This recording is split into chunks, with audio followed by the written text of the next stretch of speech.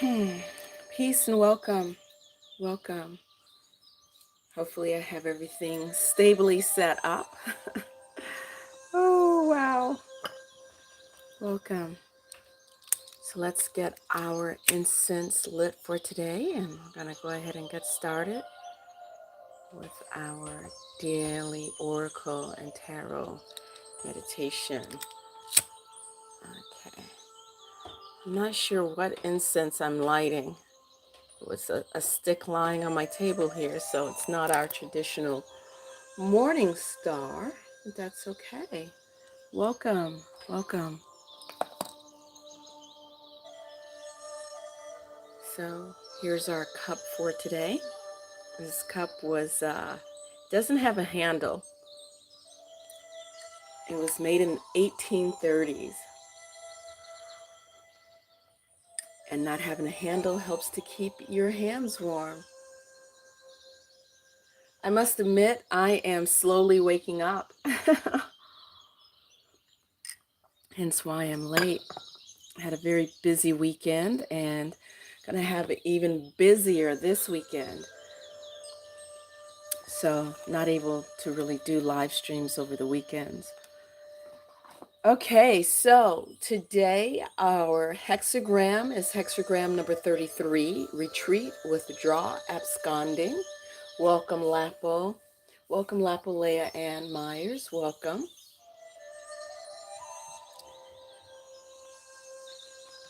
And the keywords for today's hexagram, according to Ma Padma Devi. Let's see, can I get this? Good. Timely departure, letting go, withdrawal, reevaluation, retirement. Don't hesitate to walk away. Here we go. So before we get to the hexagram, we're going to look at our Mother Mary Oracle. Our Mother Mary Oracle for today is Our Lady of Answered Prayers. Our Lady of Answered Prayers. Let me go ahead and turn that down. Okay. And that is Our Lady number 7. How is everyone? How is everyone? And in my cup today is, of course, organic English breakfast tea. And I did mix it with a little bit of Duchess tea, which is similar to Earl Grey, but it has cone flowers in it. I don't know, I just thought it was cute, and it was given to me, but I mixed it in. Okay, so, Our Lady of Answered Prayers. I hear your every thought, your every prayer uttered under the breath. I feel every beat of your sacred heart as it yearns for my limitless love. Do you imagine that I could be ignorant of that which you need the most, or that I would neglect attending to the deepest need of your sacred heart? Do you imagine that I am not moved by your suffering or your courage? My beloved, I have already answered your every heartbeat, and you must now look for me to see that I stand right before you and have never left you. I am with you now, and your prayers are answered through my miracles and my grace. Have faith in me. Prayer is a powerful practice. Sometimes we might worry that we are not saying the right words, or that our prayer is too simple or too confusing. Prayer is just speaking with the divine from the heart. There is no need for ornate words or perfect expression. Whatever comes from your heart is the most powerful prayer. Prayer is a conversation with the divine. In the same way that we communicate regularly to build a human relationship, to strengthen our relationship with the divine, we can choose to communicate regularly too. Morning and night, we can utter a quick prayer from the heart. Mother Mary, be with me, guide me, protect me, and assist me, that I can serve love. Thank you. It is like getting dressed spiritually, wearing an invisible but palpable robe of protection and grace. It is subtle but extremely effective. And when done regularly, you will notice a difference over time. You'll eventually wonder how you ever managed without it. So, and I apologize for the shaking. If the camera was shaking, I think my leg was leaning up against it. I'm in this little tight corner over here. Okay. So taking a little sip. So when we look at prayer, we can just as easily substitute prayer for meditation or prayer for contemplation. Hopefully, hopefully no one is, I hope it is my fervent prayer, my feverishly fervent prayer, that no one here is getting caught up on nomenclature, names and words, but more of the energy, the energetics of it. Taking a moment to put your hand over your heart and taking a deep breath and a sigh, and allowing yourself to release any tension or worry, and to, remind yourself that everything is going to be okay. We're going to move through this. We're going to get through this. That's a prayer. It's a meditation. And my approach to it is that everything, you know, people say, oh, look to the heavens. I say, look within. All of the answers are within. None of us are alone. We are all intricately connected. And even if physically we cannot see another person, within us, quite literally, is a universe. And our connection to the entirety of life resides at the very center of our being. We are but fractals. Okay. Oh my gosh, I made this tea just perfect. Just the right amount of honey, the right amount of milk. Yesterday, I had coffee. I had coffee in the daytime, and I had tea, honey in it. Who likes to put honey in their coffee? Okay, so we are looking at hexagram number 33, and this is the imagery from Osho I Ching. From the Osho I Ching. I'm going to set that there. Can I put that there? There we go. There we go. Now we can see everything. So today's hexagram number 33, retreat, withdraw, absconding, is heaven over mountain. And of course, we're going to start from the bottom and work our way up. Mountain. The element, of course, is earth. Keeping still, preserving energy through stability, resting, respite, completion, discipline, resting state, rumination, meditation, and cultivation. Direction is northeast. Season, yellow path, spring equinox. Season, Loshu 9 halls, cardinal summer. Life aspect, knowledge, education, skills, wisdom. Medically, it's related to hands, joints, skull, neck, upper back, shoulders, tumors, circulation, blockage. The chakra is the root chakra. The animal is the wolf. The archetype is the scholar, the artist. The immortal is Zhang Lao, patron of occultists, alchemists, necromancers, and healers. Again, I find it fascinating that necromancers and healers are together. But how can we heal ourselves? How can we be a witness and a facilitator for this space to heal if we're not willing to traverse the dark shadows and traverse the unknown, or see beyond the veil, or sense or feel beyond? the veil. Empowered state of mountain is hexagram number 52, and the Bagua on top is heaven. Creation, the creative force, divine yang, strength and creativity, expansive energy. Welcome, Mari, the sky, power, authority, the celestial kingdom, the immaterial and intangible. And welcome, divine L.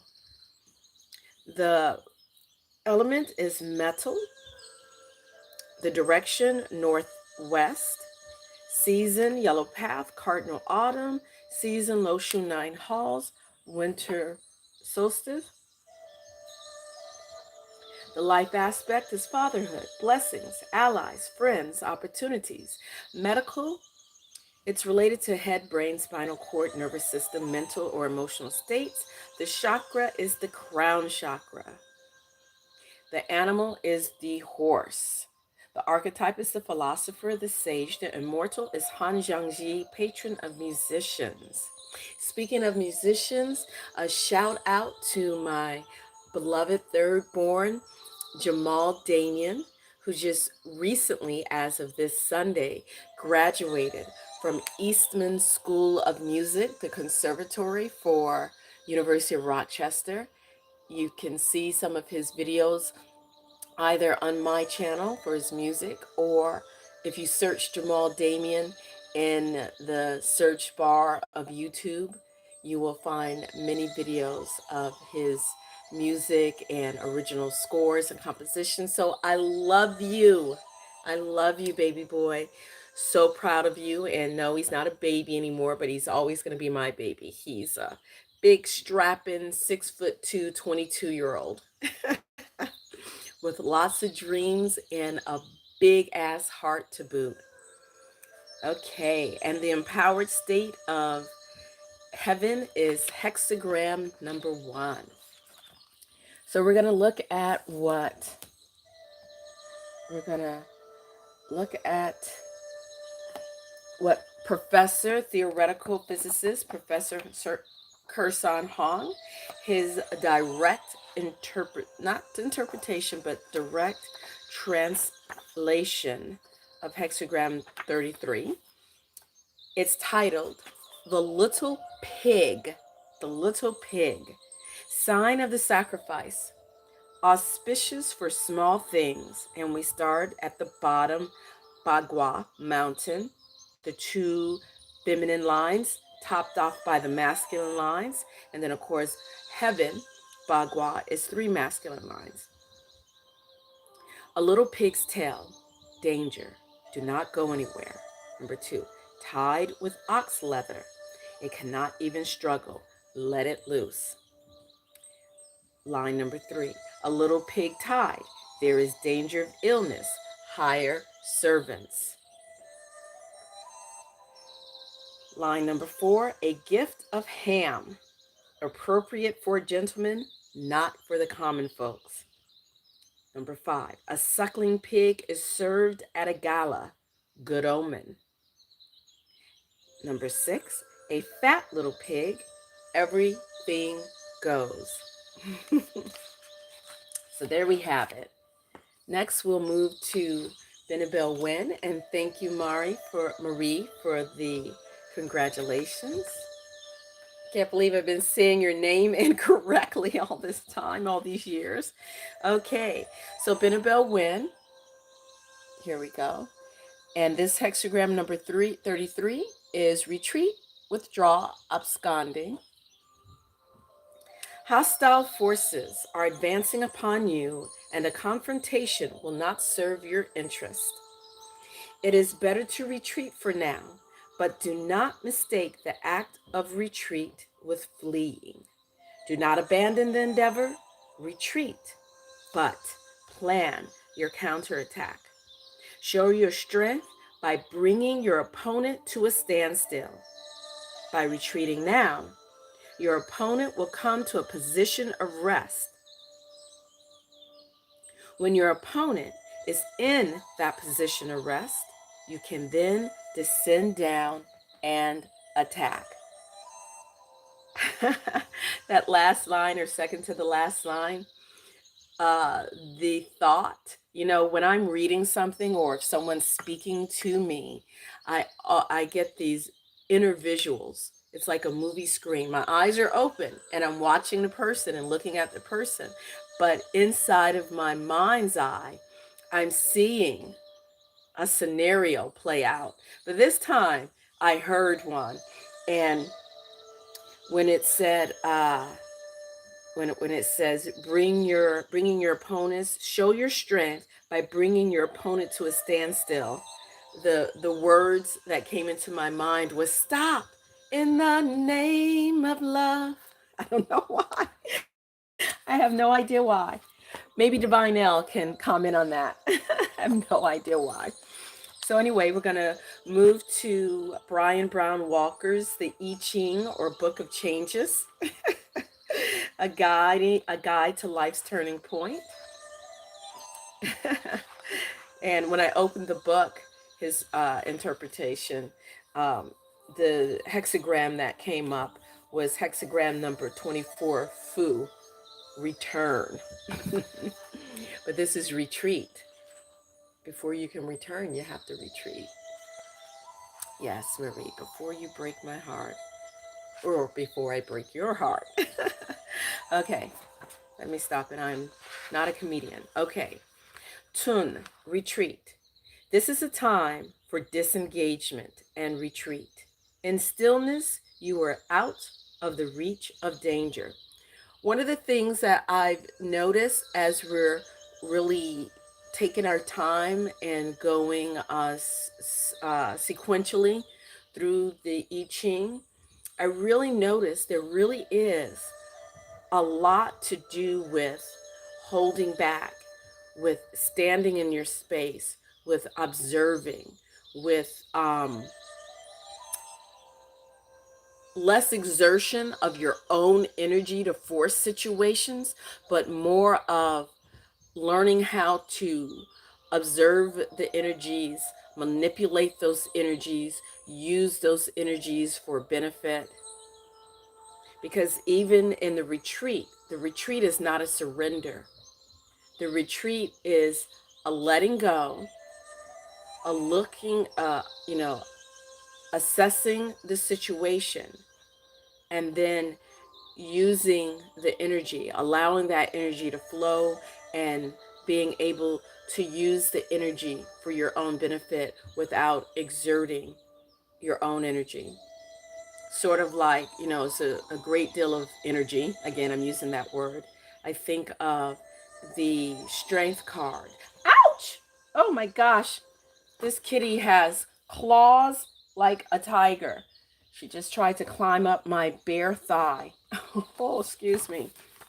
But learning how to conserve and use energy properly. Yeah. So that's, I would say, the nutshell of the I Ching to me.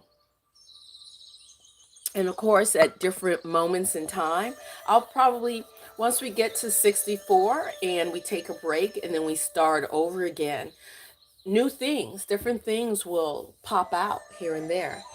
uh, Gab- um, Divine L. Gabriel uses music exactly the same way. He has a sense of humor, perhaps his way of communicating with you. I hear you. Kali, no. Oh, goodness. Here come the girls. They're ready. I'm going to have to put a robe or blanket on my lap. Now, I don't get much scratches from Nala.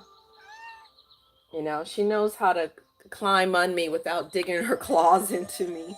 I think Kali, the baby, I think she sees my brown legs as a brown tree. So she's like, let me climb up this tree. Oh, good Lord of mercy.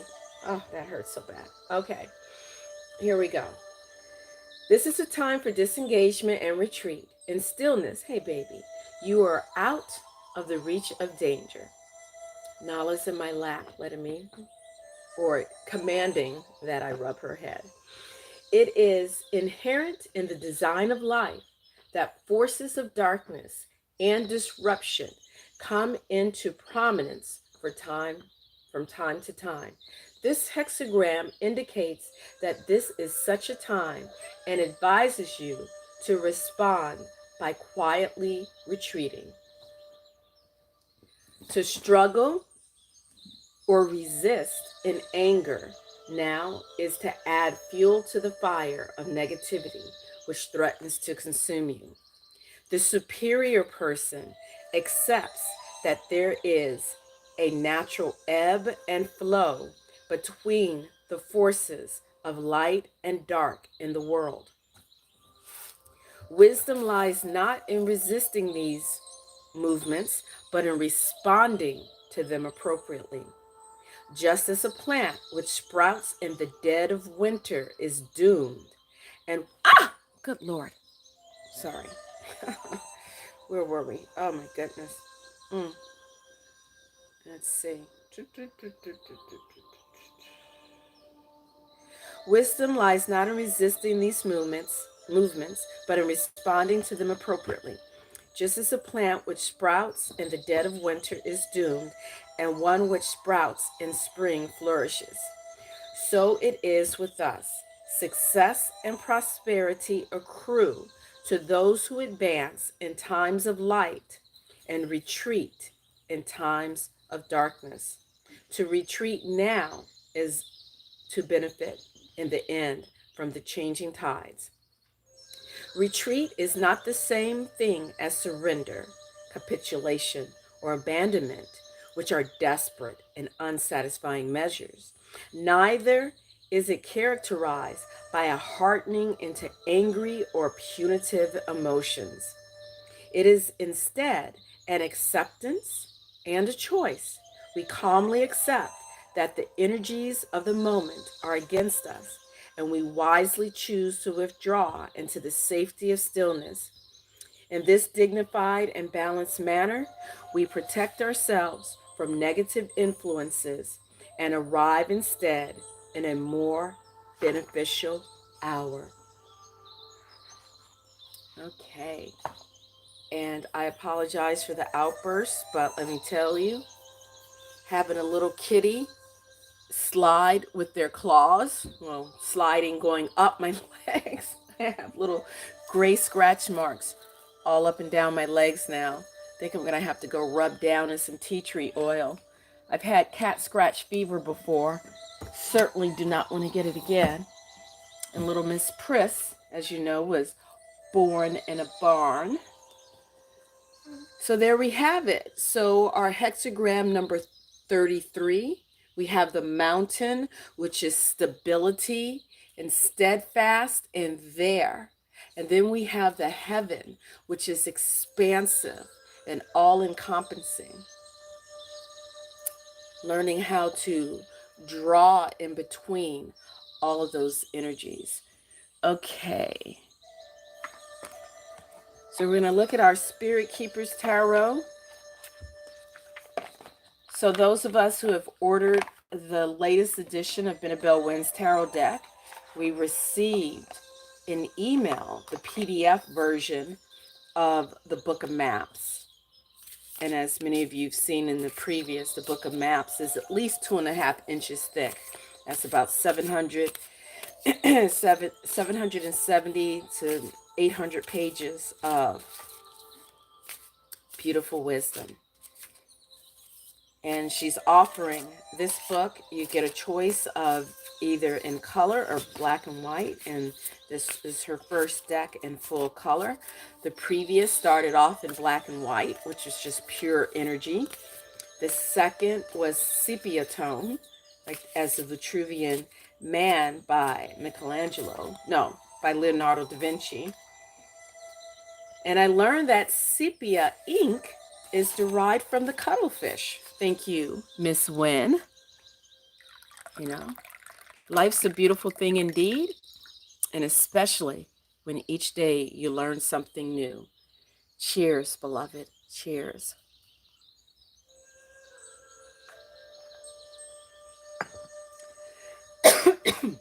Okay, so we're going to look at card number 3 today. 1, 2, and 3.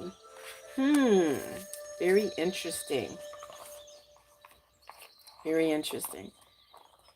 Not that either one has anything to do with the other, but I put a post on Facebook today, and it's a video by, I think his name is Richard Grannon. He is a psychologist and Spartan coach, and his channel started in 2012 and is mostly dealing with narcissism and narcissistic abuse. And, of course, it's grown and expanded. And he did a very interesting video on communist propaganda and takeover, and how what we're experiencing today. He showed step by step. It's a very short video, only 20 minutes long. The tactics of using fear, dividing population. What was the other one? I can't remember exactly, but please do check out that video. I think I'm going to post it on YouTube, do a post. But it was a very interesting video. But it just reminds us how we have to be careful with hopping on what seems to be popular bandwagons, uh, slogans and phrases that on the very, very tip of the surface, they sound reasonable and they look really good. But if you really look at it and you really think about the play on psychology, it's a mind game, baby. Oh, goodness. I forget. Little kitten, see, she has no control over her claws. Please, please let this kitten learn how to use her claws. So our card that I pulled just now, the third card, was number 21, New World Order. And it is Crown of the Magi. Crown of the Magi. So I'm going to set that there. And I will get out the Rider-Waite equivalent, which is the World card. Let's see. Oh, give me one moment as I go through the deck to find the World card.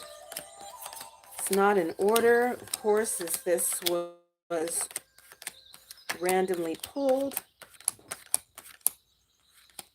There we go. Didn't have to travel too far. The World. Cycles of things. Cycles. Where are we in the cycle of life? Life with the capital L. All capitals. The little L is our individual life, and the capital L is our collective life. Where are we? Okay, so we're going to I'm going to skip the medium-sized book, and we're just going to go straight to,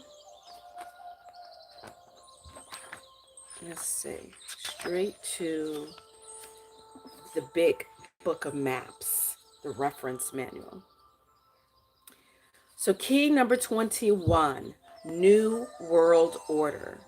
The attribute that's manifested is the divine androgyny. I can't say that word. Androgyne. Androgyne. I don't know. You know what I mean. The Theosophical septenary is the material. Saint Germain key is Crown of the Magi. Path on the spirit's journey is cosmic consciousness. And the Sephirot is Sefer Yetzirah, power versus servitude. So the New World Order. This is the Crown of the Magi. It is both the beginning and the end of the great work. It is oneness with the great calling and the final state of actualizing divine consciousness. Key 21 marks the world to come, heaven on earth, and the materialization of a new paradise. We are on the precipice. That was my word, not Benabel's. At the center is a pelican with wings outstretched, who has pierced her own heart, is now feeding her young. Let's see if I can bring the card up to you so you can see the imagery. Oh, now I see it. I always, I've looked at this card many times and I just did not, just did not get that. But yes, you can see her bent over. She's pierced her heart, and from her heart streams of blood are spewing out, and they are feeding the little baby birdies.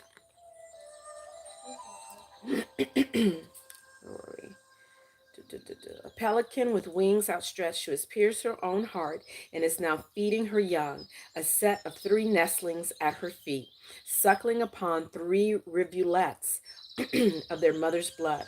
In old medieval lore, it was believed that in times of need, a mother pelican will pierce her own breast with her beak and feed her young with her blood. Thus, the pelican became an allegory for the Messiah and the self-sacrifice of Christ. Behind the pelican is the double-headed Ouroboros, forming a double lemniscate knot featured earlier in Key 1. So there you can just barely see it behind there. And I guess the figure 8 is what it's created. Okay, and where were we? In Key 1, the Magus, and Key 8, the Force. Remember I mentioned the Strength card earlier? The Ouroboros here, backing the Mother Pelican, is symbolic of mastery. Above the pelican's head in the stone is the stone of foundation, a cubic stone believed to have been set in the foundation of the Temple of Solomon, formed in the shape of a perfect cube. There's that cube again. I believe the last 3, this is the third, being the third card, the last 2 cards that we pulled also had this cube in it.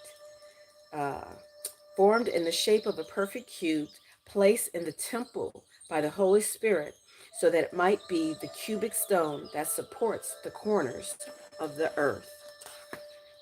At the 4 corners of the card, following their order around the astrological wheel, are emblems of the 4 fixed zodiac signs. And I'm going to get in here. Okay, there we go. I'm going to view that while I read it. Hopefully my hand won't shake too much. Okay, where were we? From the top right corner clockwise, Aquarius, represented by the water barrier, depicted here as an androgynous intersex human figure. Scorpio, represented by the eagle. Leo, represented by the lion. And Taurus, represented by the bull. Halos encircle the 4 figures' heads, signifying their divine nature. The 4 fixed signs now reveal themselves to be Ezekiel's wheel. The Merkabah vision of a chariot throne pulled by 4 beings, one with the face of man, one of a bull, another of a lion, and a 4th of an eagle, and corresponding with the 4 worlds of Kabbalah. The Merkabah vision is a metaphor for the 4 building blocks of life. In the foreground, before the bull and the lion, are the golden grains of the Empress from Key 3. This is symbolic of the prophecy this card bears for the seeker. It is the golden age of a personal renaissance. Beams of light shine from the top left corner across the card image and illuminating the right. The light continues from Key 14, remember Temperance? The angel and balances out the other side of Key 13, the Reaper, signifying the narrative connection among these three cards and expressing the thesis of the Spirit Keeper's Tarot. The allegory of the Messiah embedded into Key 21 appears to you now to remind you that your suffering and the suffering of the world is your burden. Know yourself as a perpetrator, as a perpetrator and not a victim.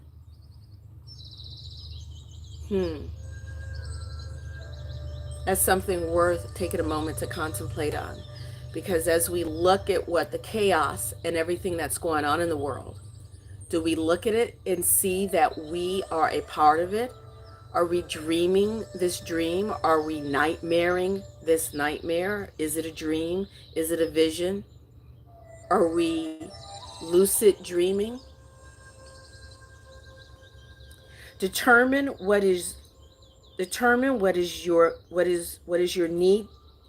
Ah, goodness. Determine what it is you need to do. How you must act in a manner that shoulders responsibility so that you can confront not only your own suffering, but the suffering of the world and rectify it. And, I've heard some people say, oh, I'm not suffering. There's some suffering. Switch out that suffering with dissatisfaction, disgruntled. Switch out that word with suffering with frustration. Anything that makes you feel dis-ease or disease, uncomfortable. How can we transmute that uncomfortable feeling? How can we transmute the suffering, this dissatisfaction? How can we each individually rectify our own portion of the dream, of the nightmare? Because we all are, and my mouth is not working. I've had braces on all night, so we are all collectively creating and recreating and spinning this wheel round and round. What are you doing right now in this very moment to contribute to the spinning of the wheel of life? The New World Order is the rectification of past adversity. It is only when you accept hardship and affliction, truly accept it, that you can transform yourself physiologically, psychologically, and spiritually.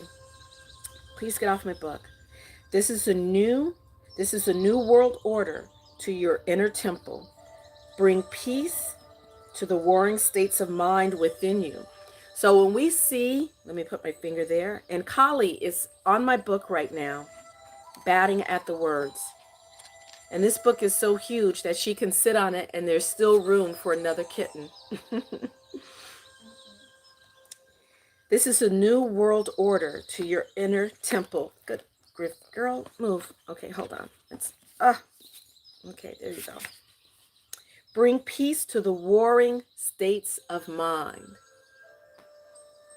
The chaos that we see out there is only a physical manifestation of the chaos that we collectively have, that each of us individually have within ourselves. The places of insecurity, the places of extreme ego, of arrogance. It's all playing out in front of us. How can we rectify that? How can we dream a new dream? God is structure, and the New World Order is the structure of God. Key 21 is the order extracted from the potential that Key 1, the Magus, presented. So how can we transmute, transform? How can we change this dream? We can begin by going back to Key 1. And I'm going to go ahead and bring Key 1 out. Ooh, goodness, girl. Let's see if I can bring that. And then I'm going to have to bring this live stream to an end. I have to go pick up my third Foot Locker. Getting Foot Lockers to store my product in at the market. I need a third one. Okay, so here is key number 1.